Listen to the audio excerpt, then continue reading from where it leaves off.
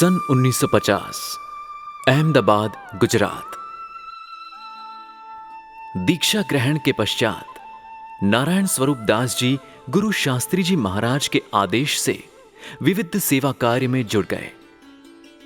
सेवा कार्य में उनका कौशल्य, कार्यनिष्ठा, विनम्रता और वफादारी देख गुरु शास्त्री जी महाराज उन पर अत्यंत प्रसन्न थे। इसी प्रसन्नता के कारण सन 1950 में गुरु शास्त्री जी महाराज ने सर्वगुण संपन्न नारायण स्वरूप दास जी को बीएपीएस संस्था के प्रमुख पद पर नियुक्त करने का महत्वपूर्ण निर्णय लिया। जब नारायण स्वरूप दास जी को यह समाचार मिले तब उन्होंने मना करते हुए विनम्रतापूर्वक पत्र लिखा कि मुझसे भी वरिष्ठ कई महान संत हैं जिन्होंने सत्संग के लिए बहुत समर्पण किया है, अतः उनके विषय में सोचना चाहिए। नारायण स्वरूप दास जी को पद या प्रतिष्ठा की तनिक भी इच्छा नहीं थी। गुरु शास्त्री जी महाराज भी शिष्य की विनम्रता देख प्रसन्न हुए, परंतु उनका निर्णय अटल रहा।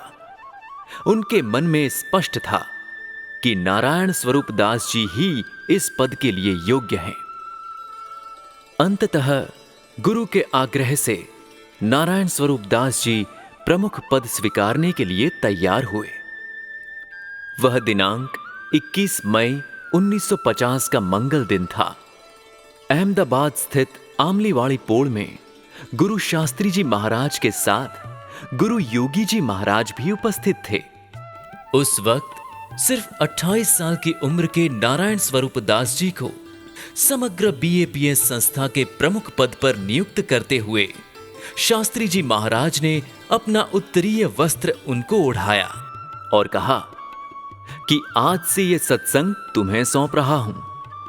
हमारी तरह तुम भी सेवा करना, भगवान तुम्हें शक्ति प्रदान करेंगे।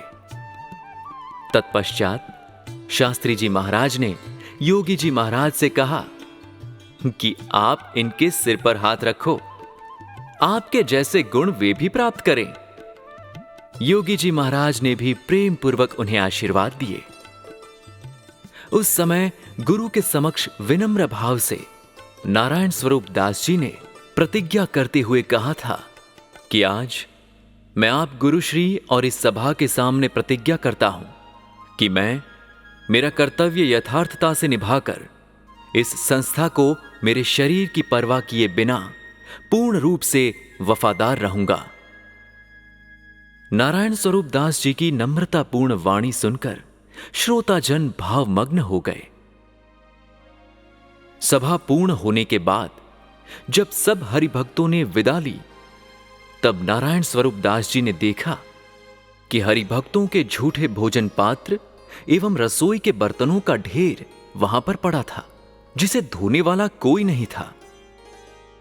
तुरंत ही नारायण स्वरूप दास जी सज्ज हो गए और बर्तन धोने में लग गए। एक के बाद एक बर्तन धोते हुए उन्होंने अकेले ही सारे बर्तन धो डाले और इसी के साथ शुभारंभ हुआ संस्था के प्रमुख के रूप में उनके सेवामय विनम्र जीवन का। कैसे विरल प्रमुख! जिस दिन शास्त्री जी महाराज ने उन्हें संस्था के प्रमुख पद पर नियुक्त किया, उसी दिन झूठे बर्तन धोने जैसी साधारण सेवा में भी उन्हें कोई हिचकिचाहट नहीं हुई। और यह तो उनके सुदीर्घ सेवामय जीवन का आरंभ मात्र था। अंतिम श्वास तक इसी तरह विनम्र भाव से वे सबकी सेवा करते रहे। प्रमुख वर्णी के इस अवसर के बाद ही धीरे धीरे लोग उन्हें प्रमुख स्वामी के नाम से पहचानने लगे। ऐसे विरल सेवक प्रमुख स्वामी महाराज के चरणों में कोटि कोटि वंदन, जो आने वाले हजारों वर्षों तक सेवा के आदर्श बनकर लाखों लोगों को प्रेरित करते रहेंगे।